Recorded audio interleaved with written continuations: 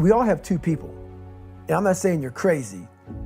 We have the easy voice, which is that 20% telling yourself that I'm easy at 90% of my full potential, maybe 100% at that 20%.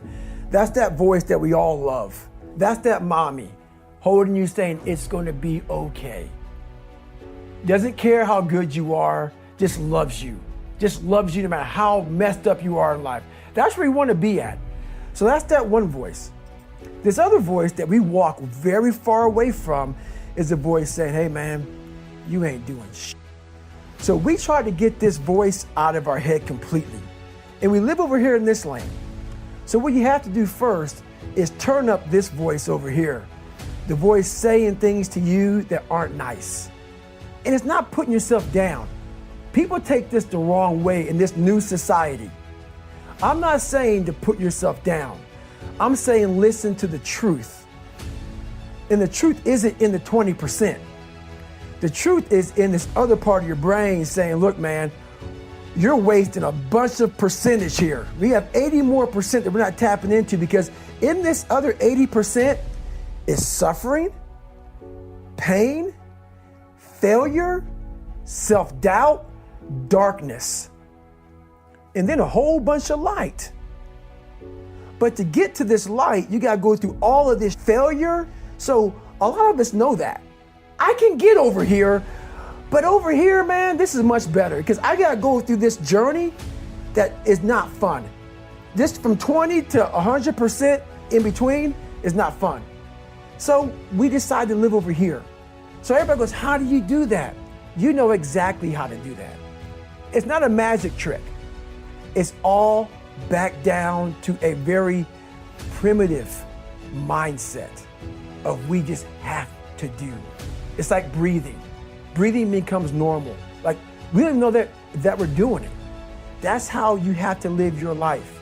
When that alarm clock goes off at 4 or 5 in the morning, your mind says no. You just say, it's just what we do. It's what we do now. Because to get to where you want to go, the amount of pain involved, I'm not saying physical, I'm not saying you got to break yourself off. The amount of mental pain of how many times you're going to have to do something that you don't want to do to get to where you want to go. There's going to be more times you do something that you don't want to do than you are going to want to do it. That's your new norm. So then it's like breathing. And then once you do this over and over and over again, it becomes like breathing. I don't want to live this lifestyle, but to get to the other side of this, I have to. So if you really want it, you realize what trying is and what trying is not. I was haunted. We all have these voices in our head. We like to not listen to them. The one that comforts us and keeps us nice and warm and cuddly and gives us cookies and milk at nighttime.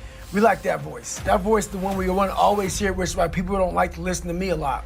Some people do, some people don't. The only thing that changes you is being real. So basically, I had to have the courage to go back in it because nothing was getting done. I kept on going to that nice cuddly voice in my head saying, you know what? You don't need to do this. That's too much work, man. You've earned this. You deserve this. And that mentality got me to 297 pounds, fat, out of shape. To me, a loser. To me, making $1,000 a month and making a ton of mistakes. Because mistakes happen on the easy side of life. You take the easy road, the easy path, there's a lot of mistakes over there. The hard journey, you don't make too many mistakes over here because it's too hard. You don't want to repeat it. I had a starting point. And the starting point was this very scared, immature, fragile kid.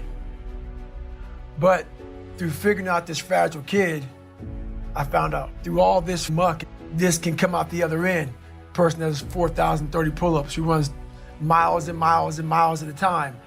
But we all have these abilities, not just to run and do pull-ups, but these abilities that once we go back into our dark holes, that a lot of us have. A lot of us come from, insecurities, a lot of issues, but we don't want to visit that place.